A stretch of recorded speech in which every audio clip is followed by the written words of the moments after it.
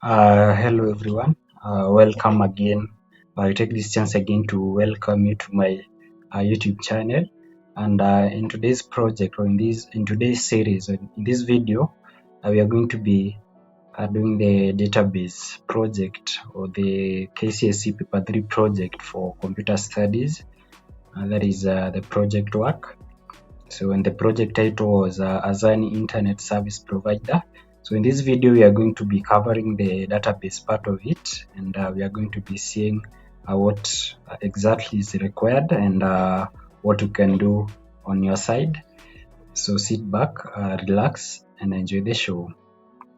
Yeah, welcome. So in today's series, as I've said, we are going to be doing the database part of this particular project, and I can quickly launch my Microsoft Access so that I can run this particular system. So with me here is just a demo or what I have with me or what we've tackled. And the first thing I do is login. So I provide my credentials like that, and I'm going to be redirected to the dashboard. That is, as you can see here. So before you go to the dashboard, you have to organize. This is a database. So a database, as you saw, is a collection of entities or a collection of tables that work together to store data and retrieve data.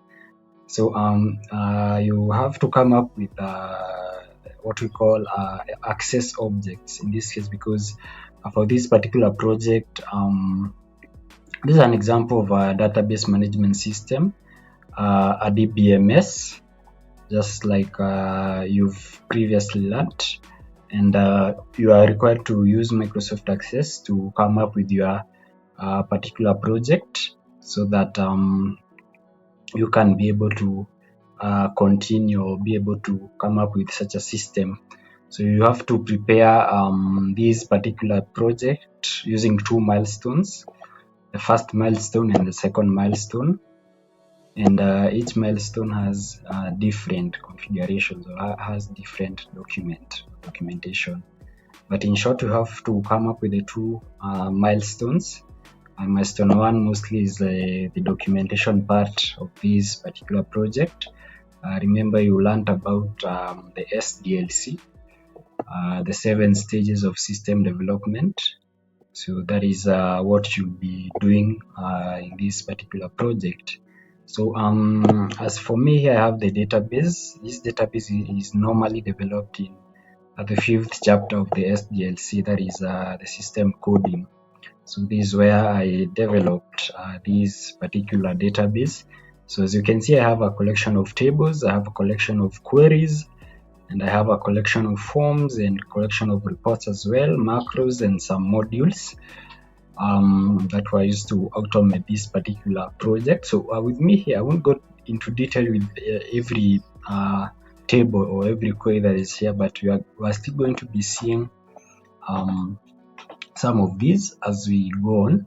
So with me here, as you can see, is the interface. That is the form, the main switchboard that is displayed. If I can log out again and try to display this form, this is a login form. This is where you have to access first before you can use the system, and then I can provide some credentials there, but I be sure to hash that password so that it doesn't become so visible. So the dashboard, as you can see, is divided into a couple of sections. We have this top section here where you can use to maybe add your users log out. You have the section for the reports that is used to display all the required reports that were given to us. And we have some statistics sections all the way below here. You can see that my system has made 63,300 from equipment sales and some 3.8 million from computer sales. Then we have some graphs here, and then we have some statistical data, and that is full in this particular page. So I'm going to go deep into the question paper once again, so that we can see. So you are told that Azani is a company that is the provision of internet services and internet infrastructure to learning institutions. So these institutions include this and that. And then you are further told that those institutions that are interested in the services should pay a fee of 8,500 to the company. Then you are given the a table here, and then you are told that the company then offers various internet services where the cost per month is based on the bandwidth as detailed in this particular table. So depending on the bandwidth that you want, the cost, as you can see, it varies differently. And then you're also told that when an institution requests for their services, that is internet and some other services, the company has to visit the site to establish the readiness for the institution so that they can have the internet installed. And then in the process, the company finds out the number of users and infrastructure requirements. And you're told that the infrastructure requirements are the computers and the local area networks. And further to that, an institution that has all the requirements and is ready for connectivity pays an installation fee of this particular amount, that is 10,000.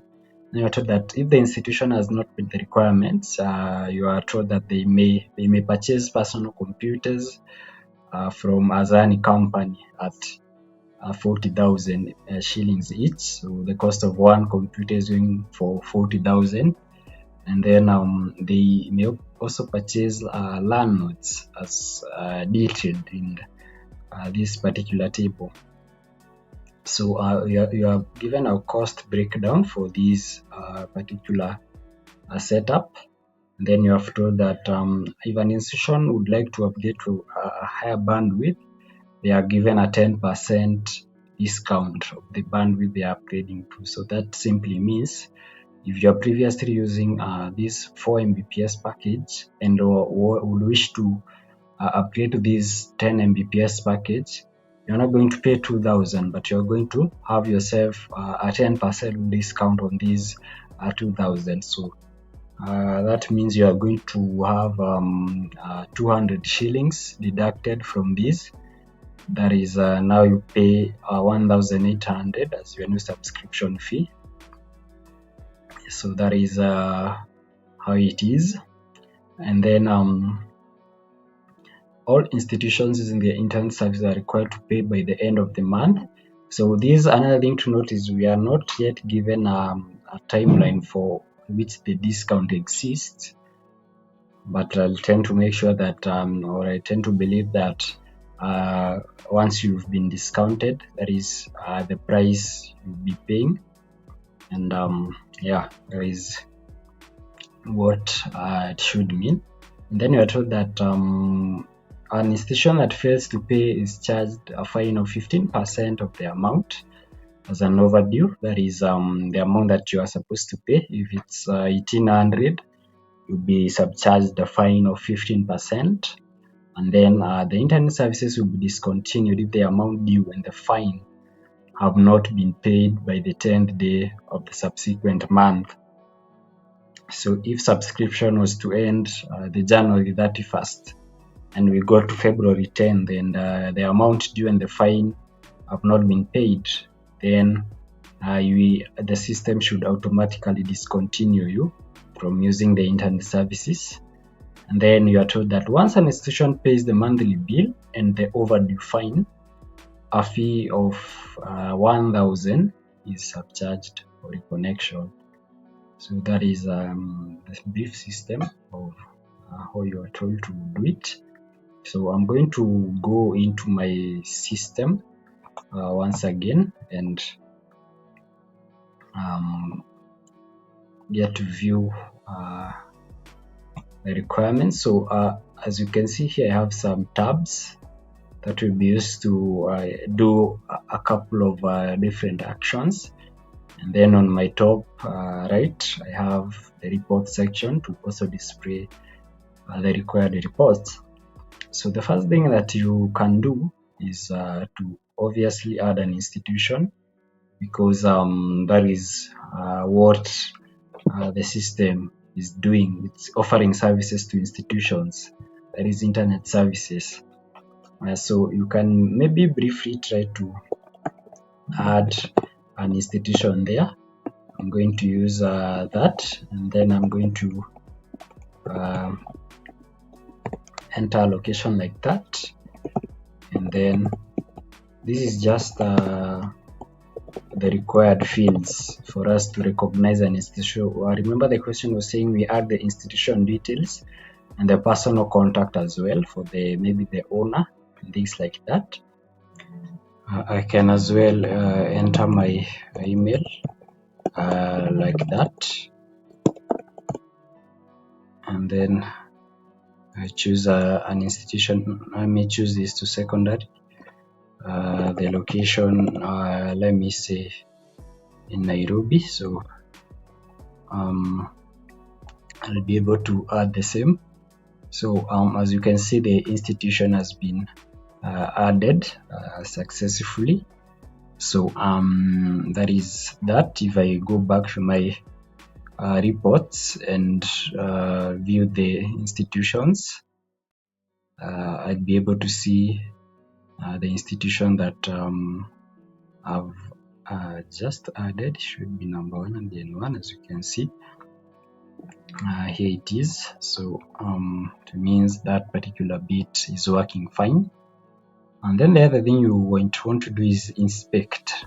So because we are told that if you go back to the particular question, it's talking about the company visiting the site to determine the requirements for internet installation, or to check the status. So this is what this particular form does. So, and I'm going to choose that institution that I've just added. That is the last one, I guess.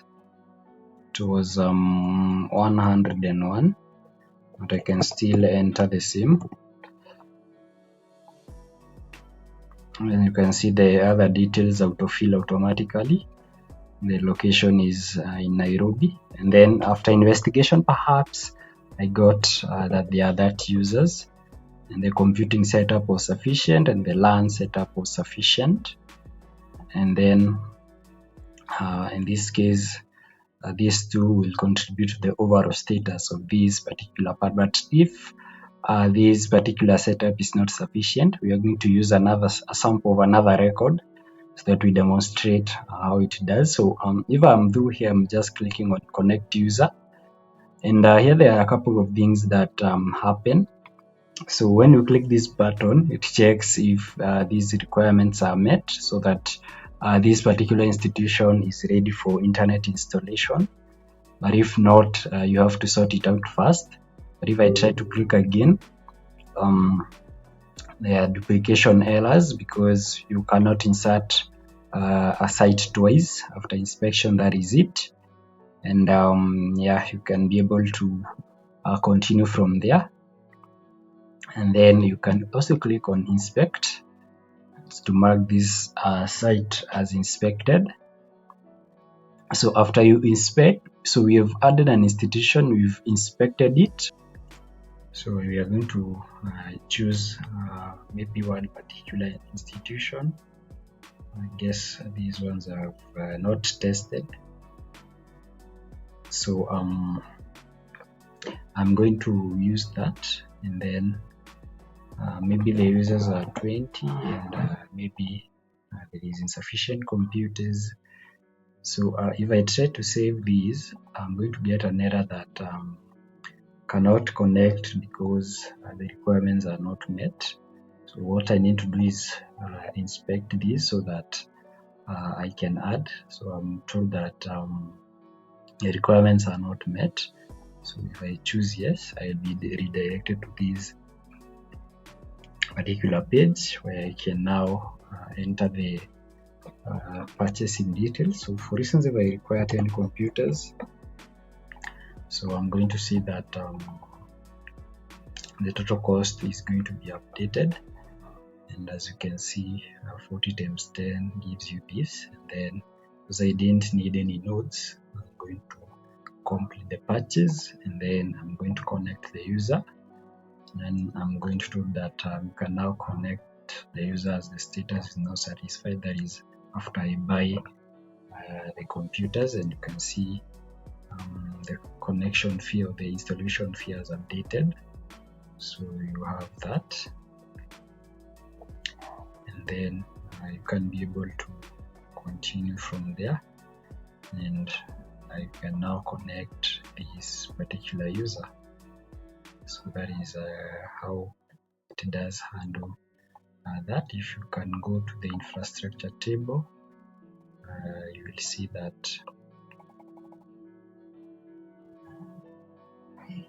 the institution that we've added was this one that required a bit of 10 PCs, as you can see there, and it was updated successfully. So even if I come to my infrastructure requirements, I'm going to see this particular institution there. So that is basically what it does. And now we are going to install internet on this. So in this particular form, we can choose two methods. That is, if you are going to do a fresh install, or you are upgrading the package of the particular user. So I'm going to do a fresh install, and I'm going to use the same for my institution. And then I can choose a bandwidth. Just do that for this time. As you can see, all the rest of the details fill themselves. So I just choose a payment method, M-Pesa. I'm going to enter the reference number, or the number that is going to pay, and the length of the Cat6 or the internet cable that is going to be required. You can see it automatically calculates the same. And then I can choose the equipment that I require. There is a router and a receiver for internet installation, and I require only one. Then I'll be able to connect to this particular user. So they have been connected now successfully. But if I'd like to upgrade, I'll just come at this particular package and just search for the institution that I wanted, and I can search for it. You can see as we've added, the subscription details do appear. That is, this institution is currently using this bandwidth, so I can choose another bandwidth for them, and you can see that the 10% discount is going to be applied, and now the new subscription is going to be 1,800 because a 10% discount has been offered. And I can click upgrade package, and the user has been upgraded. So if I search the same user again, is 101, I'm going to see the new subscription as you've seen. So you can see that the package that we selected is this. But if I choose a lower package, I get that the selected package must be higher than the current one for an upgrade discount. So this is not going to prevent us from saving this particular record, because the user has chosen a lower bandwidth. So they'll revert back to the original price as you've seen. So no discount is being applied here because a lower plan has been chosen. So we are not going to give the user any discount, and then we can return them back to the original bandwidth that they were.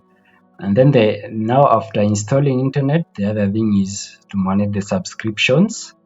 So I'm going to select. So this is where you manage subscriptions. So if maybe the user has some overdue, or has some overdue fines, we are going to repay the same from here. And also if the user is disconnected, we are going to pay everything here plus the monthly bill. So I'm going to use the same institution so that you can see that their status is currently active. Their monthly bill is this. Then there is no overdue fine, but we are going to test with a sample record with some overdue fines. And then in this case, we can just choose to extend the subscription, but it's not a must you pay, but you are required to pay by the end of every month, just like we were told. So this just if the system sees you have an active subscription, it's going to offer you that particular option to extend your subscription. Yeah, so if I click on extend, you can see that this user has been extended after they make this payment to this particular date. That is the end of next month, February. So that is what it does, or what this part does. But I'm going to quickly go ahead to my payments table where these records are stored, and I'm going to intentionally make one of these records so that it can become disconnected. So for overdue, we cannot test for now because we have to wait until February, because the date today is on 22nd of January and it has already passed the 10th day of January, so we cannot test that. But we are going to demonstrate with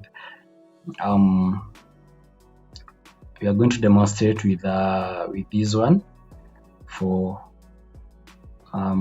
disconnection. So if this record was based on December, we are going to see that the status for this is going to get disconnected.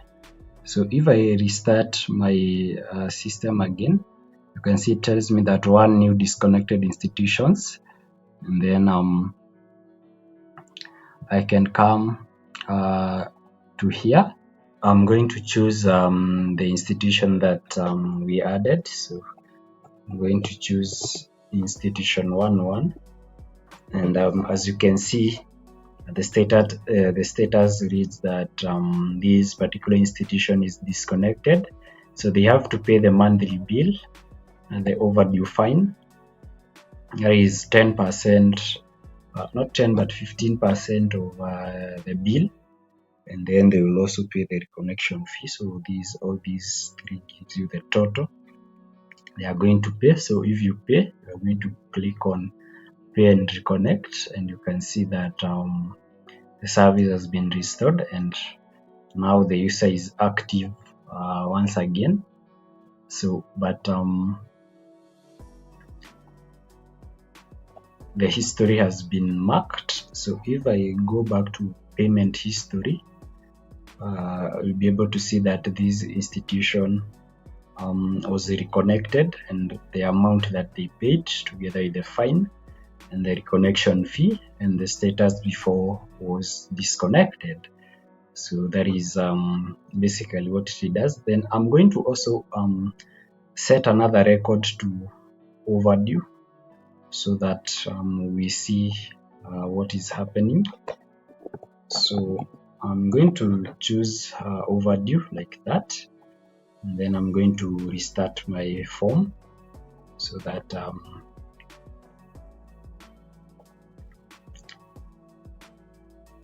the status gets updated. So as you can see, we have one new subscription, the one that we've just added. So it's still the same, institution 101. So you can see that the status is overdue. For overdue, you don't have a reconnection fee, so you only have the fine and the base monthly bill. So but if you will not have cleared this by the 10th day, the institution is going to mark your data as what do we call it, as a disconnected institution. So I can immediately settle my areas. So if I click on settle, I'm going to pay that fee, And if I again go back to my payment history, I'm going to see that the action was overdue payment and the status was due, and I don't have any reconnection fees, but there is a fee that I paid. So that is how this due comes in. So the system now is back to normal, and if I go back again to my payments there, I can see that my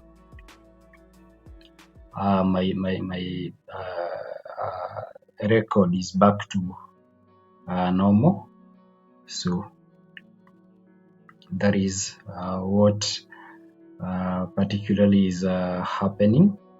So that is that particular table, and then there you can do that for this particular system because it's what was basically required, but you can still see that the statistics here are changing. So the subscription that was due has gone, and disconnected users is 1, because as you can see in the table, I guess you can see that this record is 1 that is disconnected.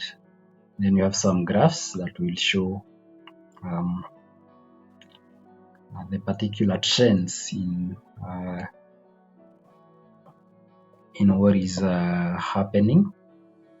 So that is this for this particular part. So this part here is going to return the total amount of earnings from those packages that have been upgraded, whose query is here. So as you can see, they both return the same value. So that is how it's calculated. So if you go to the design view, there is that criteria that was done for that. So the queries again are different as well. They have different implementations. So we have the query to get the aggregate service amount for each institution, and then you can view the monthly payments for the institutions. You can view the defaulters, the institutions that have been disconnected, the infrastructure requirements, and the payment history, the institutions, the investigations, the monthly usage, the monthly payments, the penalties history, the popular packages, the sign-in history, subscriber distribution, the top plans, and then we have the totals there. And then on this side we have the reports. So for the reports, you can view different reports. So if I click on this first one, this just displays the current subscriptions for my institutions. So you can see our institution Inst 101 here has this particular subscription, and that is that. And then we have registered institutions as well. You can view the same. So this one I guess I had done. You can see that our institution is registered. We also have the defaulters, that is this one disconnected user. But if also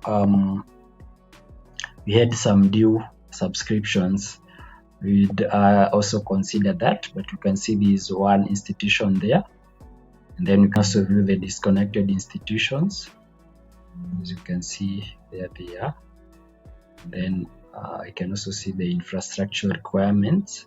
So which institution requires this PC, the total PC cost, the LAN nodes, and the LAN cost. And then the sign-in history is not much relevant, but you can be used to track who has been signing into the system. And then you can also see the monthly charges for the categories. So you can see that for colleges, the total subscription is 4,000. The overdue fines are 0. Connection fees are 0.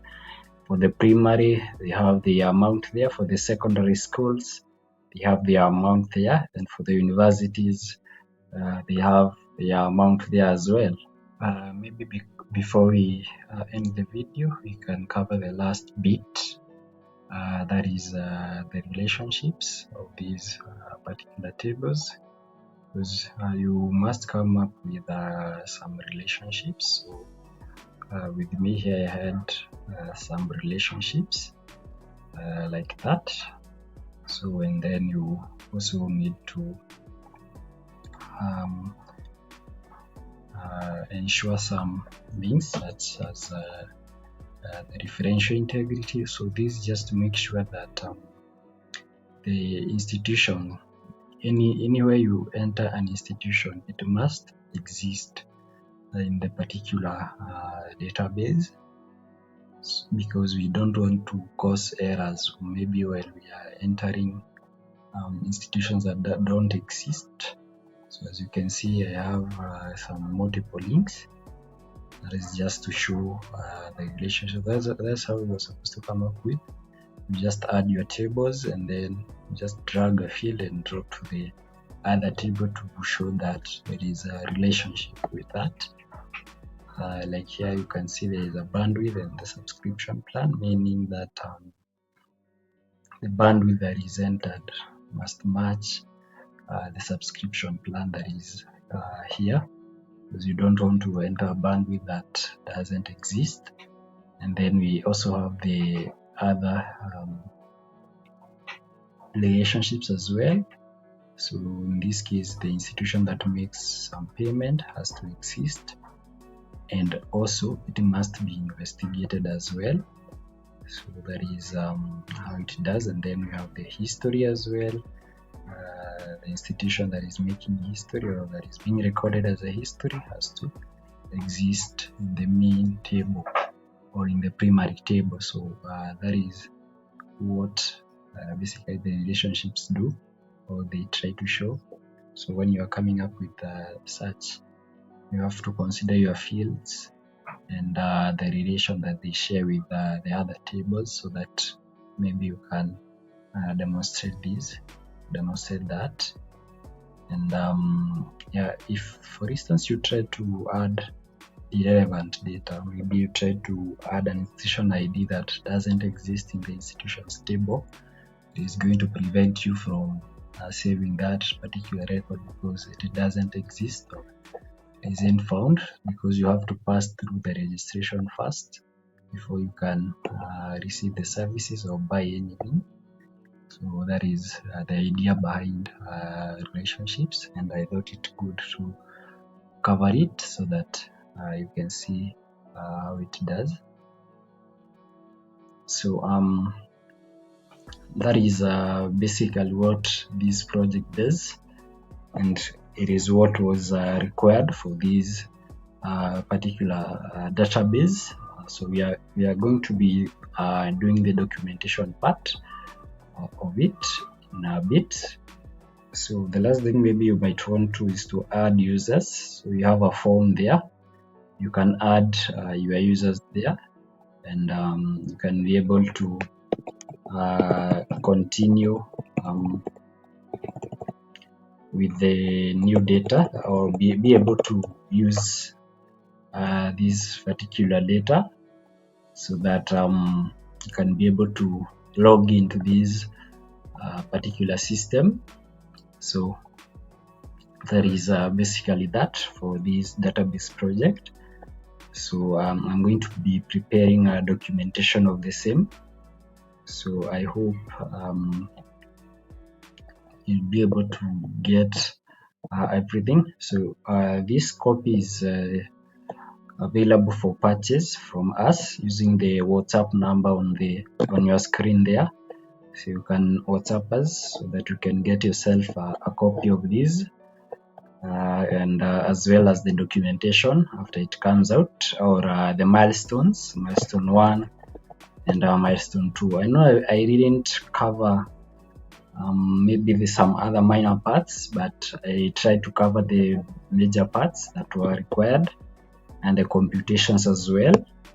So all these queries here, they perform those computations. As you can see there, they have the total subscriptions. So it shows you that this package has a total revenue of that, and then the service cost as well. So there is that particular computation using these particular queries. I didn't go by each and every one of them, but they are all done. So that is that for this particular project. So contact us through the contact on your screen so that you get yourself a copy of this, and see you next in the next video while we